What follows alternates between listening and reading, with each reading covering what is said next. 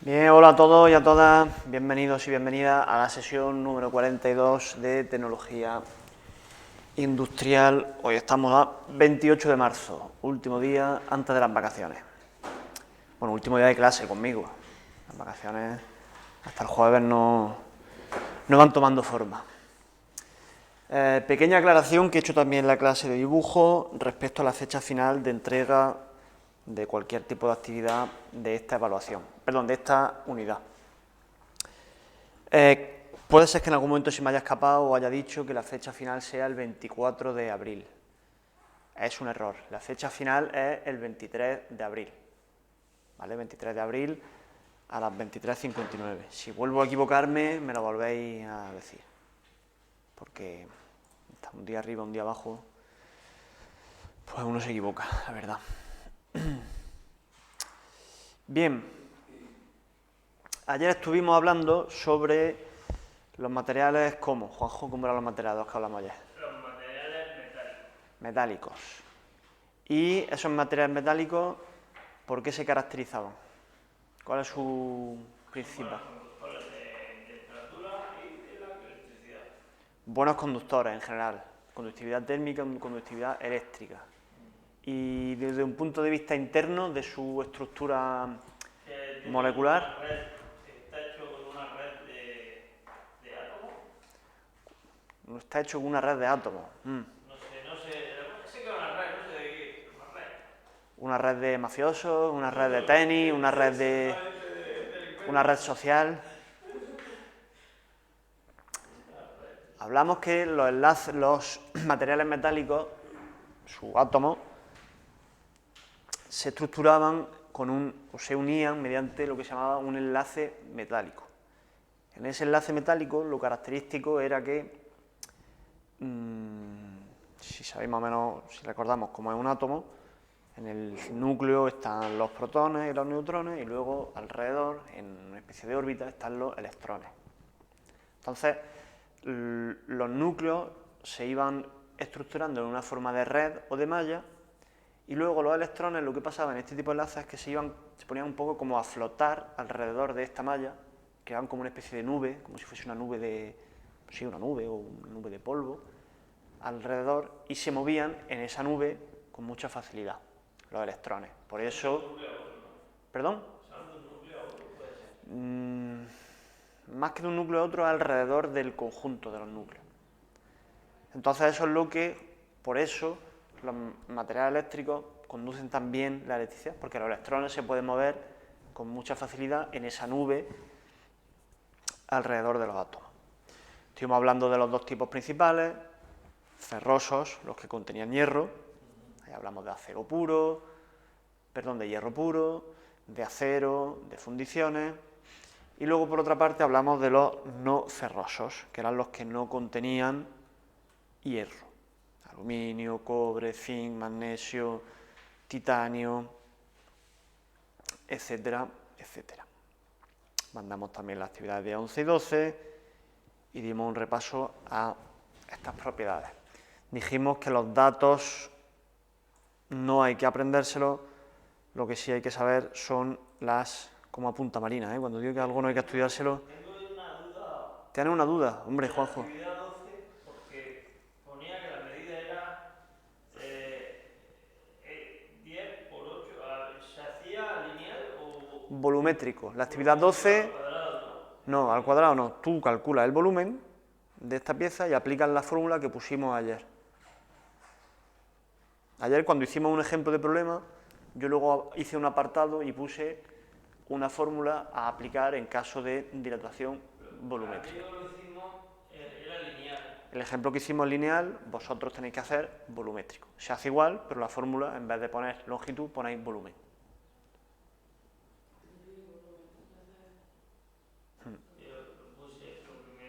¿Cuál será la variación de volumen? Nos pregunta. ¿Vale? De todas formas, si quieres, ahora después cuando terminemos lo vemos, Juanjo. Bien, ¿hoy de qué vamos a hablar? Pues si ayer hablamos de materiales metálicos, hoy toca los materiales no metálicos. Toca por su propio peso. ¿Cuáles son los materiales no metálicos? Son aquellos cuyos enlaces no tienen esa estructura que hemos visto antes. Su estructura interna se organiza de otra forma diferente. No tiene ese tipo de enlace metálico del que hemos hablado y del que hablamos ayer. Ejemplos o grandes categorías dentro de los materiales no metálicos: los plásticos, las maderas, materiales de construcción, materiales textiles o nuevos materiales un poco más innovadores. Aquí tenemos un chorro de ejemplos. No nos tenemos que aprender todos los ejemplos, pero sí tendríamos que saber clasificarlos. Es decir, no se va a preguntar nunca, dime 15 materiales plásticos, escriba 15 materiales, para que escribamos todo esto. No tiene sentido aprenderse eso. Pero que si vemos uno, o dos, o tres, o cinco, que los sepamos clasificar. Pues esto es una madera, esto es un material de construcción, esto es un material textil. Pero dentro de la otra categoría que estoy viendo también, ¿no tiene que saber clasificarlo? No. Como naturales, vegetales. No. Solo directamente la grande. Bueno, algunos sí, porque vamos a hacer diferencia ahora. O sea, de algunas categorías sí vamos a hablar hoy, de otras no. Pero lo importante es que, pero vaya, que esto yo creo que por su propio peso, olmo y roble sabemos que es madera, lana sabemos que es material textil, a lo mejor... Pero por eso tendría que gustar, por ejemplo, un roble de frondosa, no sé si... No, que sea frondosa, conífera o exótica, no. Pero esas subcategorías las vamos a ver ahora. Lo importante es dentro de las categorías principales. ¿Vale? ¿Cuáles a lo mejor hay que estudiar un poco más porque los conocemos quizás menos? Los de construcción suenan un poco más a eso, los de tela todos lo sabéis, creo. Las resinas plásticas también. Todo lo que suene raro suele ser plástico y lo demás, los árboles, las maderas, así que, en fin. Yo creo que esto es algo que sin estudiar mucho se puede saber clasificar. Bien, el primer grupo del que vamos a hablar son los materiales de construcción, es decir, son estos de aquí.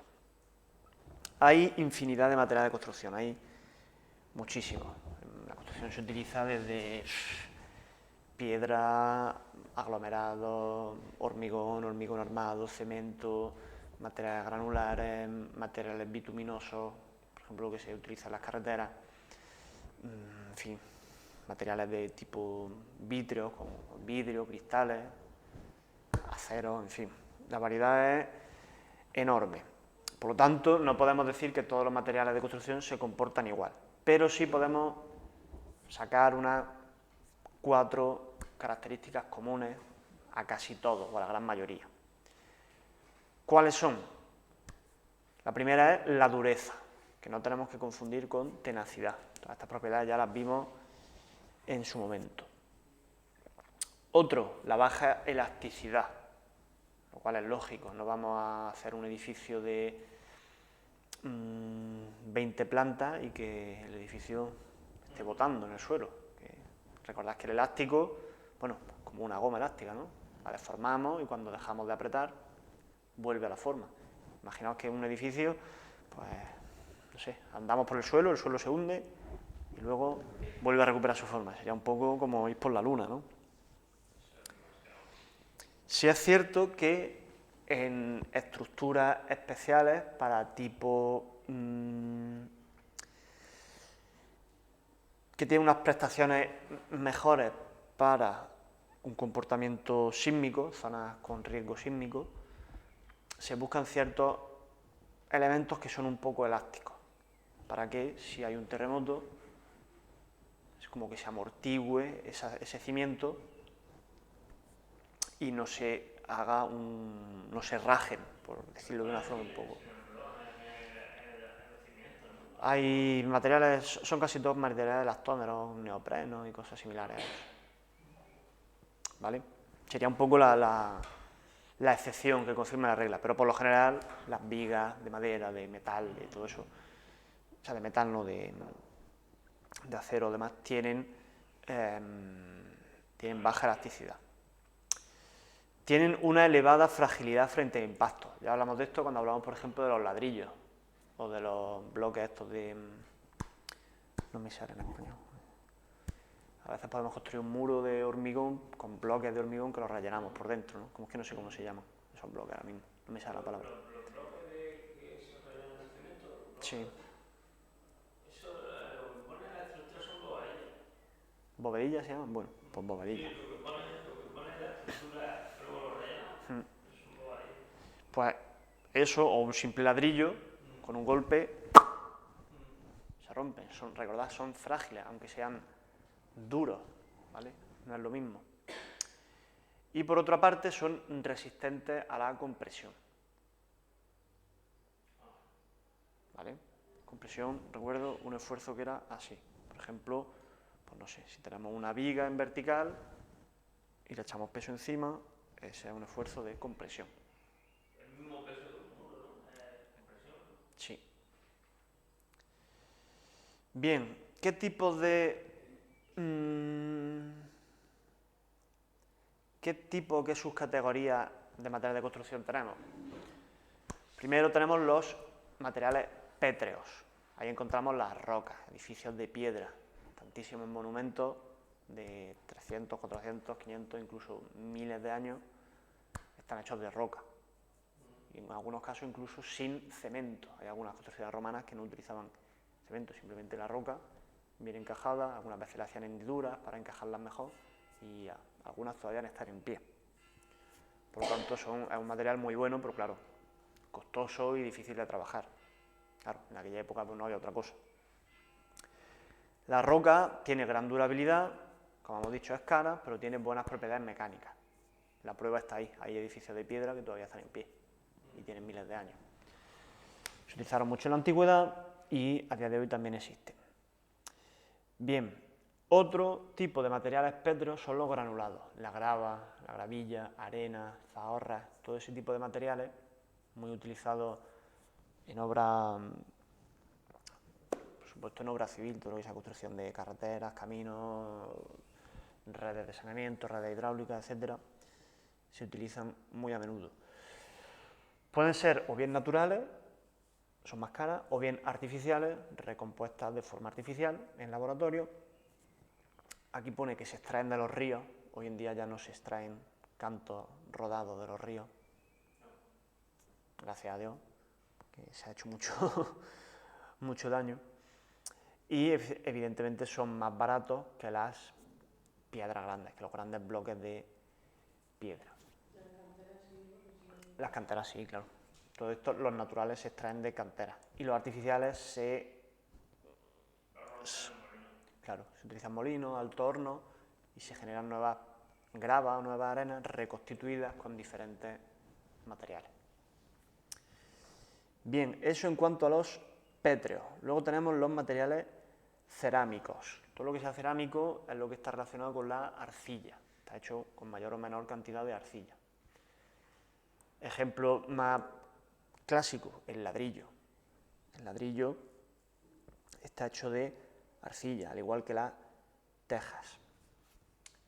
Otro ejemplo también sería la loza, que es lo que se utiliza en los azulejos, ¿vale?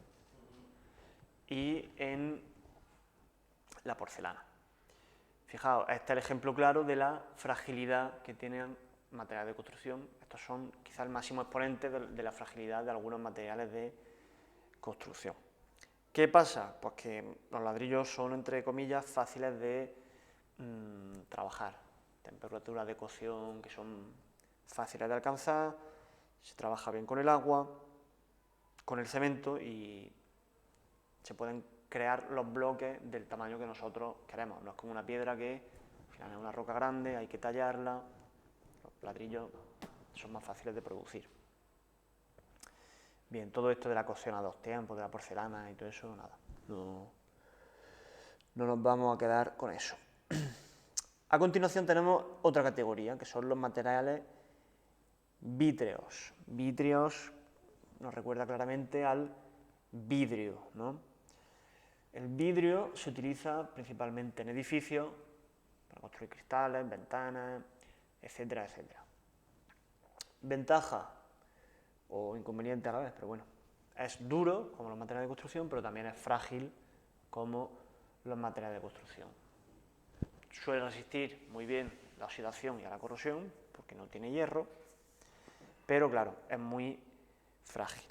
El vidrio se obtiene de arena y de cuarzo, esto sí es importante que lo sepamos. Y tiene una estructura que es amorfa, estructura hablando de su distribución de sus moléculas. Amorfa quiere decir que no tiene una forma definida. Y otro material vítreo importante también es la fibra de vidrio, que se utiliza principalmente en la creación de fibra óptica, que tan importante está siendo, sobre todo en los últimos 5 años, bueno, ahí se está desplegando la fibra óptica por la gran mayoría de las ciudades. ¿Se te pica mucho? Pues no, bueno, nunca me he frotado con fibra óptica. No sé si es lo que Puede que sea fibra de vidrio, a lo mejor lo que tú dices. fibra del vidrio. ¿No lo mismo? No, fibra de roca. Hay un material pero ese es otro, es un aislante Sí, ese amarillo. amarillo. Creo que también es fibra de vidrio, pero la fibra de vidrio, hay la que la hacemos con resina, ¿Mm? para, o sea, la que se utiliza para hacer, por ejemplo, los camiones, los barcos y todo eso, y es la misma que la amarilla. Es la misma que la amarilla. ¿Pero esa es de vidrio o es de roca? Es de vidrio. Lo Es de que vidrio. pasa que esa que para aislar pues se pone esponjosa y no se pone compacta como... Esa es yo lo que sí sé que pica es la fibra de vidrio, claro, que es esto amarillo, que a lo mejor lo hemos visto en algún edificio que está medio construido, derruido o algo, no sé si lo has visto alguna vez en alguna pared, es un aislante. Eso sí sé que pica Es la misma. muchísimo. La fibra óptica ya no sé, no he manipulado nunca, no te lo sé decir. Pues la óptica no lo sé, yo creo que es la fibra de vidrio. El vidrio que va así como en láminas, parecen muchos hilos pequeñitos. Eso sí. Y pica pues... Pero fibra de vidrio, no creo que pique, de óptica no creo que pique porque es como plástico. Es como un cable, al final de cuentas. Un cable Es como al final. muy maleable, muy fácil Claro, y de doblar. se quiebra porque luego los técnicos tienen un cuidado Es muy flexible, no sé si lo has visto alguna vez, pero pueden pasar, nada más que empujando, pueden hacer a lo mejor recorridos de 15, 20, 30 metros, nada más que empujando porque el cable se va metiendo gracias a su flexibilidad. Bien, otra categoría importante son los aglomerados, y aquí encontramos todos esos materiales que nos ayudan a darle cohesión a otros elementos. Yeso, cal, cemento, hormigón. ¿En qué consiste el yeso? El yeso es sulfato de calcio, ¿vale? Esto sí deberíamos saberlo, pero se ha hidratado, se le ha añadido agua. Entonces, ¿qué sucede? Que cuando ese agua se seca, se evapora, el yeso fragua. Fraguar quiere decir que se endurece, ¿vale? Es uno de los primeros aglomerados que existen en la humanidad. De hecho, muchas decoraciones de monumentos, como, no sé, la Alhambra o la Mezquita de Córdoba o monumentos de origen árabe de la época musulmana, están hechos en yeso. La conservación del yeso es un poco más difícil. Otro elemento, otro material importante también, la cal. La cal se suele utilizar, como el propio verbo que se ha creado indica, para encalar las paredes. Hay que tener mucho cuidado, no confundir o no utilizar cal viva. La cal viva es un material muy tóxico y muy agresivo, pero la cal, utilizada con las buenas condiciones de humedad, etcétera, sí puede utilizarse. No sé, no aparece aquí la característica. Cal viva, para hacer jabón, sosa cáustica. Cal viva. se usa para, no sé para qué, la usan, para desinfectar o algo. Sí, para desinfectar también. Principalmente las paredes, sobre todo en casas antiguas. Otro aglomerado, esta vez muy importante, el cemento. El cemento, bueno, probablemente sea el aglomerado, el aglomerante más utilizado a día de hoy. ¿Cómo se obtiene el cemento? El cemento es la mezcla de utilizar roca caliza, que es un tipo de roca, arcilla cocida. Con esto se obtiene una especie de polvo. Yo creo que todo el mundo ha visto alguna vez un saco de cemento, y este cemento, en presencia de agua, le pasa lo mismo que al yeso. Se crea con una especie de pasta. Esa pasta, conforme el agua se va evaporando, fragua, se endurece y crea un bloque pues, relativamente duro. Y va adquiriendo también resistencia, esto es importante. Conforme se va secando, va adquiriendo resistencia. Dentro del cemento hay diferentes tipos, ¿vale? El más famoso o el más utilizado, un tipo de cemento Portland. Ya aquí lo que varía en estos tipos de cementos pues, es la cantidad de cerámica, la cantidad de materiales que se llaman puzolánicos.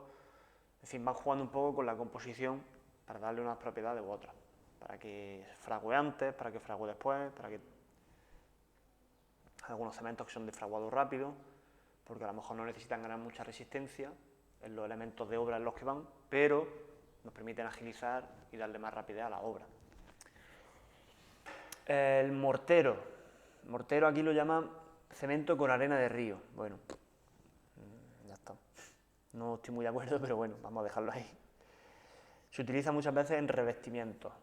Antes se utilizaba, por ejemplo, revestimientos de depósitos antiguos de agua, se revestían con un mortero. Hoy en día hay otros materiales que cumplen mejor esa función de revestimiento, pero bueno, aún así se sigue utilizando. Y por supuesto, el más importante, el hormigón. El hormigón se diferencia, y esto sí es importantísimo saberlo, del cemento y del mortero, en que lleva grava, lleva esos pequeños materiales, son materiales áridos, lleva esa grava, que lo que hace es que, digamos que rellena huecos. En el hormigón lo bueno que pasa es que esas piedrecitas rellenan los huecos y los espacios que quedan entre esas piedras o esa grava se van rellenando con esa masa, esa pasta que se ha creado con lo que es el cemento en sí, esa mezcla de roca triturada y arcilla. Entonces, eso hace que queden pocos huecos dentro, quede poco aire dentro. Una cosa importante que hay que saber del hormigón, que ya lo dijimos en su día, es que el hormigón de por sí tiene una buena resistencia a la compresión, pero tiene una mala resistencia a la tracción. Recuerdo, compresión de fuera hacia adentro, es la fuerza. La compresión sería si yo hago la fuerza así, en este sentido, y la tracción si yo tiro de los dos extremos hacia afuera. El hormigón de por sí tiene mala resistencia a la tracción. Por eso se inventó el hormigón armado. El hormigón armado consiste en añadir barras de acero que sí tienen una buena resistencia a la tracción para que el conjunto tenga una buena resistencia también a la tracción. Bien, no me enrollo más con la estructura. Bien, eso en cuanto a materiales de construcción. Luego tenemos otro tipo de materiales, que son los llamados materiales poliméricos.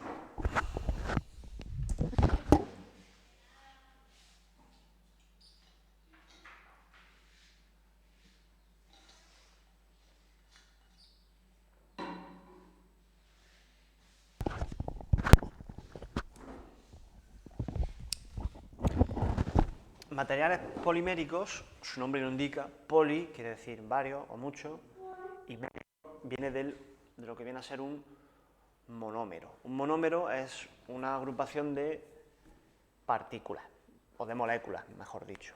Sí, mejor dicho, moléculas. ¿Qué son los polímeros? Son uniones de varios monómeros. Varios monómeros componen un polímero. Por aquí tenía una imagen.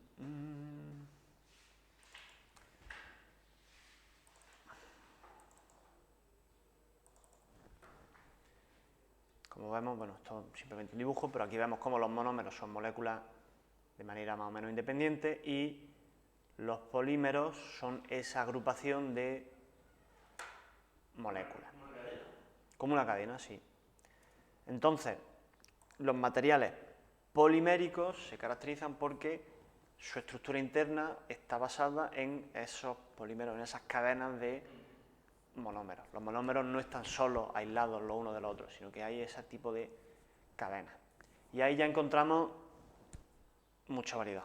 Materiales textiles, madera, plásticos, etcétera. Pero su característica principal es esa, es que su estructura interna se basa en esos polímeros, en esas agrupaciones de los monómeros. ¿Qué encontramos aquí? Fibras textiles. Las fibras textiles también son polímeros. Hay de diferente origen, por ejemplo, de origen vegetal. El algodón, el lino, el esparto. Hay también de origen animal, como puede ser la lana, la seda o el cuero, y de origen sintético. Casi toda la ropa que llevamos hoy en día es de origen sintético. Hay infinidad, no os podéis imaginar la cantidad de diferentes tejidos sintéticos que existen, es una locura. Aquí nos han puesto dos solos, bueno, pues ya está, dos. Nylon y poliéster. Y luego la mayoría de los tejidos son composiciones de diferentes licra, algunos llevan un poquito de algodón, algunos llevan un poquito de lana, en fin. Bien, este tipo de las fibras, las semillas y todo esto, yo creo que, no sé, creo que todo el mundo sabe que la lana sale de la oveja y que la seda sale de los gusanos de seda, en fin, no sé. No me parecen preguntas muy relevantes, la verdad. Sí tenemos que saber que son fibras textiles y que son materiales polímeros. Eso sí es importante, porque sí es algo novedoso, creo. Bien, otro polímero natural serían las maderas. La madera también cumple esa estructura de forma polimérica. Existen diferentes tipos. No nos vamos a detener en si es un árbol conífero, hoja perenne. No estamos aquí para eso, ¿vale? Lo importante es saber que un pino y un abeto son árboles y que por lo tanto podemos obtener madera a partir de ellos. No considero que haya que entrar en mucho detalle en este sentido. ¿Qué tenemos que saber? Bueno, que hay blandas, que hay duras. Quiero decir que algunas maderas son más blandas, que otras son más duras, y que también existen materiales polímeros de tipo madera que son materiales transformados. Podemos pensar en el aglomerado o en el contrachapado. El aglomerado, pues no sé, muchos muebles que se venden hoy en día, a lo mejor en grandes cadenas, no son de madera maciza, son de aglomerado, la inmensa mayoría. Antiguamente había muebles que eran de calidad, pesaban más que un muerto, pero tenían mesa ahí para 5.000 años. Hoy en día, por desgracia, bueno, se lleva otro tipo de muebles. Estos materiales aglomerados se generan a través de restos de corte de madera, se aplastan, se empaquetan y se aglomeran a alta presión, se consiguen materiales, luego se le aplica un revestimiento, se consiguen materiales que, bueno, que más o menos hacen su función, pero que evidentemente no tienen la durabilidad ni la resistencia que tienen los muebles de madera. Eso sale, yo creo que todo el mundo se ha podido dar cuenta. Bien, y el contrachapado sería lo mismo, pero son láminas más finas. Suelen utilizar, bueno, pues, manualidades en la escuela, en chapucillas de la casa, etcétera, etcétera. También está el DM, son unas fibras de madera que también se suelen utilizar en muebles, no tienen mucho... O sea, son algo más modernos que el... Son los que llevan... Las puertas se hacen de él. ¿Son puertas solamente o también se utiliza para otro tipo de...? Puertas, por ejemplo, para las cocinas y todo eso, el DM y luego lo pintan blancas. Pero también se hacen encimeras y cosas así, ¿no? ¿O no? Sí. El DM es cuando se moja se queda así. Se infla mucho. Se infla, ¿no? Claro. Ya está. Aquí dice muebles de calidad. Yo no he visto nunca muebles de calidad Sí, de DM. las puertas de mi casa son de DM. ¿Sí? Sí, eso es que es un material que es muy compacto, muy duro. Pero entonces no es madera maciza. Es ese material que es como si fuera papel, porque no tiene, o sea, me refiero a papel porque es liso, que no tiene como grumitos ni nada. Que, sí, si se ve ahí la foto. La foto se Es ve regular. blanquito, el material en sí es ese. Ujú. Pues con eso luego las puertas que ves tú de los muebles blancos, eso se hace para pintarlo de colores. Bueno, pues ya está.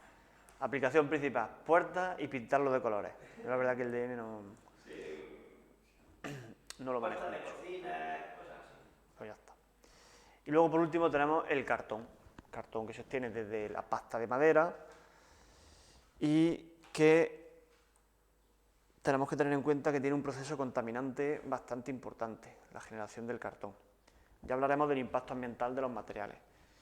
Pero bueno, si es preciso tener en cuenta, un poco también una reflexión personal, hoy en día se lleva mucho el comercio online, pedimos muchas cosas por internet y hace poco salieron unos datos de el gran volumen de residuos de tipo de cartón que se ha generado respecto a lo mejor hace 5 años o hace 10 años.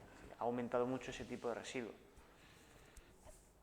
Eso tiene dos consecuencias. Por un lado, quiere decir que se está fabricando más cartón, por lo tanto, se está contaminando más, porque, repito, es un proceso contaminante, y luego todos esos residuos hay que transportarlos, hay que reciclarlos, para eso hacen falta camiones, hacen falta una serie de industrias, y por lo tanto, bueno, está bien reciclarlo, pero quizá deberíamos concienciarnos un poco respecto a ese tipo de compras.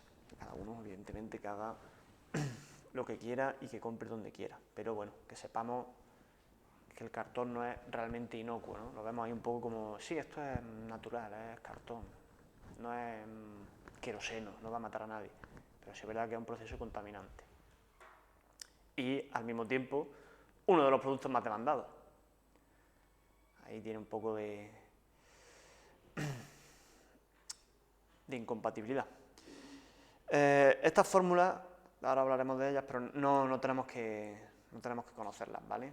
Monómero, polímero, simplemente no tenemos que conocer las fórmulas químicas de los elementos, no hay ningún problema. Bien, respecto a las maderas, algunas propiedades de forma sintética, y esto sí lo tenemos que saber, igual que la tabla no hay que aprendérsela, estas cosas sí tenemos que saberlas.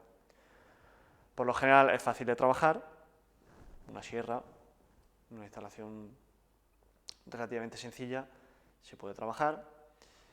Por lo general también es flexible. Todos podemos pensar en esas vigas de madera de las casas antiguas, ¿no? Que con el tiempo se han combado un poquito, se han doblado un poco, pero ahí están todavía.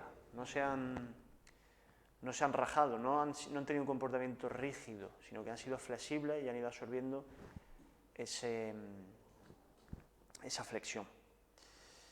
Suele ser un material ligero, aunque algunos muebles pesen mucho, pero bueno, en general, respecto a otros materiales, suele ser ligero, y tiene una baja conductividad eléctrica y térmica, por lo tanto, aísla bien del calor y del frío.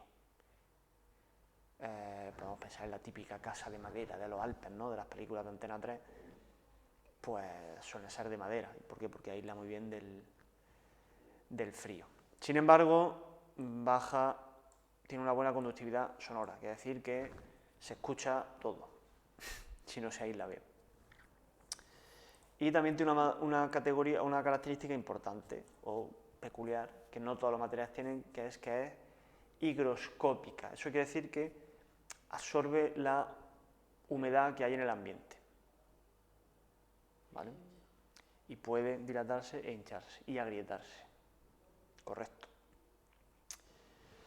Bien, eso eran los polímeros naturales, las maderas y algunas fibras textiles. Y por otro lado tenemos los polímeros sintéticos. Los polímeros sintéticos aquí los llama plásticos. Esto es un error un poco derivado del lenguaje común. No todos los polímeros sintéticos tienen un comportamiento plástico. Acordad el comportamiento plástico del que hablamos al principio, cuando se le aplica una deformación, esa deformación se mantiene. Pusimos el ejemplo de la plastilina. Eso es un comportamiento plástico. De ahí deriva el nombre de plástico. ¿Qué pasa? Que, bueno, pues una palabra que se ha instaurado en el lenguaje y ya está. Pero no todos los polímeros sintéticos a los que llamamos plásticos en realidad tienen un comportamiento plástico, ¿vale? Eso es algo que tenemos también que tener en cuenta. Existen materiales a los que nosotros llamamos comúnmente, eso es de plástico, pero en realidad tiene un comportamiento elástico. La pasta, lo que es las cosas de pasta se quiebran, tienen un comportamiento frágil. ¿De qué pasta me está La hablando? pasta, por ejemplo, algo que es de pasta, en vez de ser de plástico, es de... se quiebra. Claro, no tiene un comportamiento elástico. Claro, O sea, no tiene un comportamiento plástico. Una tapa de no sé qué, de Bien. algunas cajas que tienen una tapa de pasta de esa, le llamamos pasta. Pero esa es pasta dura, de la que tú hablas. Eso se suele quebrar. Eso tiene un comportamiento más bien frágil, porque eso suele romper. Hay muchas veces que vemos también algunos envases que incluso nos confundimos y esto parece cristal, parece vidrio, pero en realidad es, entre comillas, plástico, pero no tiene un comportamiento plástico. Pero nosotros lo hemos metido en ese grupo, claro, si le dices al de al lado, no, eso es un polímero, te va a decir, tú eres tonto. En fin, pero bueno, nosotros vamos a intentar llamar las cosas por su nombre. Bien, ¿por qué se caracterizan estos materiales? Tienen esas moléculas gigantes o grandes que llamamos polímeros, esas cadenas, esas asociaciones de monómeros. Y se van repitiendo, es decir, siempre se van repitiendo esas mismas cadenas. Aquí dicen, los plásticos más comunes son de origen sintético procedentes del petróleo. Sí, los polímeros sintéticos más comunes son procedentes del petróleo. Aunque también hay algunos plásticos de origen natural, como puede ser el látex o algunos derivados del almidón. El caucho también, correcto. Es una de las categorías que vamos a ver ahora. Tienen comportamientos muy diferentes. Son verdaderamente, hay variedad para todos los colores. Pero en general podemos decir que, por suerte o por desgracia, son fáciles y baratos de producir, resisten muy bien la oxidación y la corrosión, claro, cero hierro, el plástico no se va a oxidar en la vida. Algunos, no todos, son fotodegradables, que no biodegradables, no es lo mismo, ¿vale? Por lo general son muy buenos aislantes eléctricos y térmicos. Pensad en cualquier, bueno, para empezar, un cable eléctrico está recubierto de un material que es plástico. O sea, eso ya nos dice, o sea, si no estuviese eso para aislarnos, para tocar el cable nos daría calambre. También son buenos aislantes térmicos. Muchas veces hay cantimploras o fundas, vienen envueltas en las típicas bolsas térmicas estas para guardar comida congelada. Eso viene envuelto en unos materiales que son plásticos también. Tienen, por lo general, buena tenacidad, pero baja resistencia a la tracción. Si tiramos, el plástico se suele romper. Pensar en una bolsa de plástico. Tú no rompes una bolsa de plástico apretándola, sino que rompe una bolsa de plástico tirando, ejerciendo una tracción. Y, gracias, no todos son plásticos, algunos son elásticos. ¿Vale? Pensamos, por ejemplo, todo lo que es un poco como lo que comúnmente se suele llamar goma. Una goma de bandera, una goma de una manguera, no es plástica. O sea, tú una goma la aprietas, se deforma, pero tú la sueltas, la manguera vuelve a su forma. ¿Vale? Ese es el comportamiento elástico. El plástico sería, siempre que pensamos en plástico, pensamos en plastilina. La aplico y se deforma. No todos son así. ¿Vale? Entonces, no todos los que comúnmente se llama plástico, entre comillas, tienen un comportamiento plástico. De hecho, muchos tienen un comportamiento elástico. Bien, hay tres grandes grupos de materiales o polímeros sintéticos, también llamados plásticos, y dependen de su estructura interna y de cómo se comporta. Vamos a hablar de tres grupos. Primero están los termoplásticos. Y aquí, una vez más, las palabras nos dicen mucha información. Termo, ¿a qué nos suena? A temperatura. Y plástico nos suena a comportamiento plástico, ¿no? Comportamiento que si lo deforma se queda con esa forma. Yo cojo la botella de agua de marina, le aplico una fuerza. Lo calienta y si lo dobla se queda doblado. Claro. Yo esa misma botella ya la puedo apretar y ha tenido un comportamiento plástico, se ha deformado y no vuelve a su comportamiento natural. Pero es que si le aplico temperatura, más se va a aumentar ese comportamiento plástico. De hecho, muchas veces, lo que ha hecho Juanjo, tú le aplicas mucho calor y la propia botella se encoge, se deforma, ¿no? Este tipo de plásticos tiene una cosa buena, los termoplásticos, que son los más fácilmente reciclables, porque con un poquito de calor y un poquito de tal, fácilmente se deforman, se deshacen y se vuelven a reconstituir en el reciclado. Fijaos lo que dice aquí, los polímeros no están unidos los unos con los otros, muy importante esto. Y aquí tenemos un dibujo de los termoplásticos. No hay unión, son como cuerdas independientes, son como cadenas independientes. Una cadena por aquí, otra por aquí, se entrelazan, pero no están unidas las unas con las otras. Por eso, entre comillas, es tan fácil deformarlo. Y tiene esa deformación plástica, porque una vez que se deforma, esa cuerda o esa cadena no está unida a otra cadena que tire de ella y la devuelva a su forma original. Una vez modificada o deformada esa cadena, pues lo que hay. Luego tenemos otro material, otro tipo, que son los termoestables. Estos termoestables quiere decir que son menos vulnerables a esos cambios de temperatura. No son como los anteriores que en cuanto cambiaba la temperatura se podían deformar con mucha facilidad. En este caso, los polímeros, esas cadenas, sí están unidas las unas con las otras. Fijaos, tenemos aquí también una imagen. ¿Veis estos puntos, estas uniones? Son uniones de cadenas las unas con las otras. ¿Qué pasa? Que es más difícil disolver o disociar esas cadenas porque están unidas. Por eso son más estables. Y no se pueden volver a calentar, ya que se carbonizan. Hay algunos plásticos que calentándolos simplemente los deforman y ya está, pero hay otros que exactamente se queman con mucha facilidad, ¿vale? Entonces ese sería este tipo de plástico. Y por último tenemos los elastómeros. Los elastómeros son un grupo aparte. En realidad hay elastómeros que son termoplásticos y elastómeros que son termoestables.